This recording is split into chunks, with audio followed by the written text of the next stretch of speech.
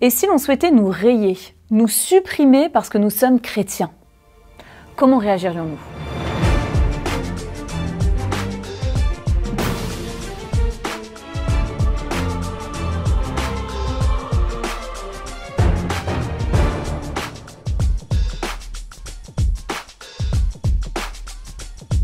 Novembre 2018, Portes Ouvertes lance la campagne Impact Inde, qui devrait durer à peu près 2 ans. Et voilà qu'apparaissent à peu près partout des visages de chrétiens indiens avec un épais trait orange sur les yeux.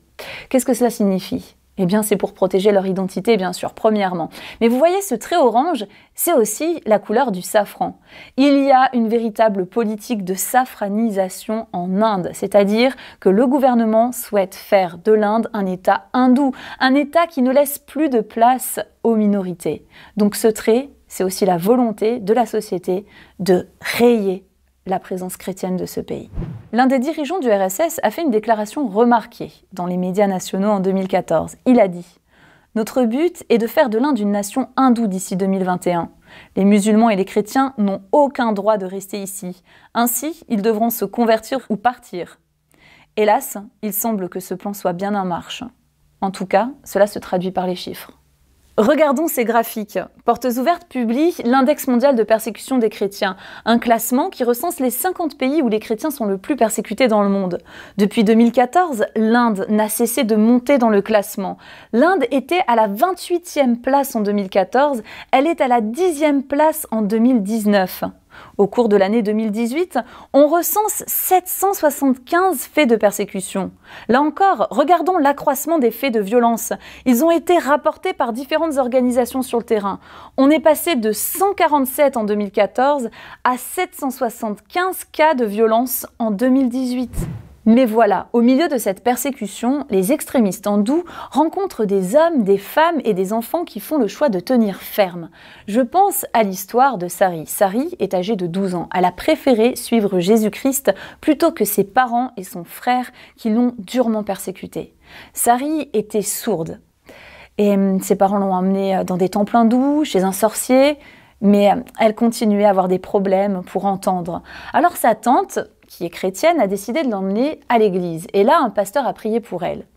Tout à coup, elle a commencé à entendre des sons de plus en plus clairs et de plus en plus forts.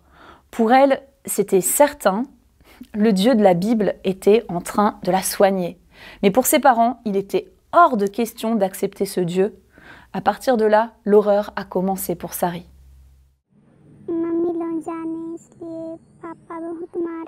Quand mes parents ont su que j'étais allée à l'église, mon père m'a beaucoup battue. Mes parents m'ont interdit de rester à la maison et de manger.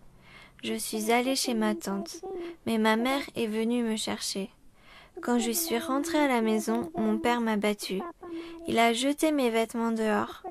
Mes parents m'ont dit d'arrêter d'aller à l'église et ils ont jeté ma Bible dans la boue. J'ai ramassé ma Bible, je l'ai séchée au soleil et je suis retournée chez ma tante avec ma Bible.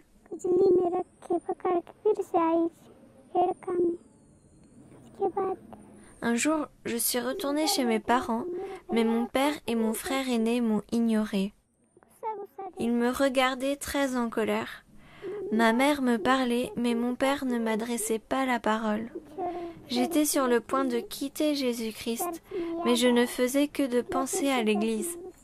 Mon frère aîné me battait pour que je renie ma foi, mais je n'ai pas quitté le Seigneur.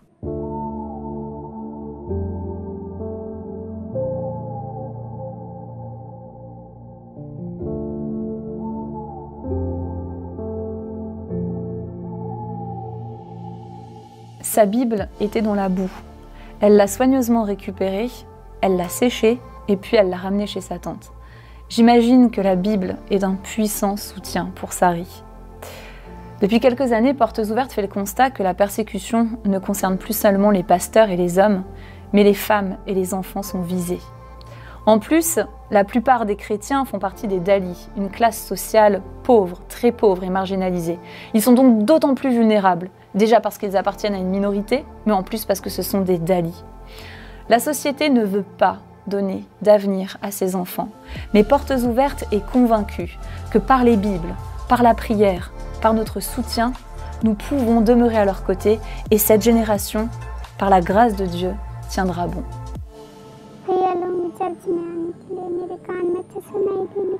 Priez pour que mon frère aîné vienne à l'église.